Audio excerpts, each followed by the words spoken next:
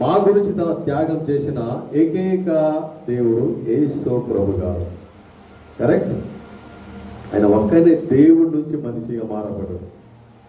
వేరే వాళ్ళు మనిషి నుంచి దేవుడుగా అనిపించుకున్నారు. వారే మరి ఎవరం లేదు. అయితే ఇక్కడ ఈరోజు మీకు కొన్ని మాట్లాడుతాను. బైబిల్ ఏం నేర్పించిందంటే తగ్గించుకోవడము. యేసు ప్రభు గారు స్వయంగా మనిషి రూపంలో ఉన్నప్పుడు మనుషుల మధ్యలో ఉండి మనిషి ఇలాగా మీరు ఉండాలని శిష్యులు కాలు కడిగారు. యోహానుతో చేతి మీదుగా బాప్తిసము పొందారు. ఇక్కడ కూర్చున్న వారికి మీకెవరన్నా చాలా మందికి ఈరోజు చూస్తే పెద్దవారు అనేవారు ఎవరికి ఎవరు లేరు. జాగ్రత్తగా వినండి.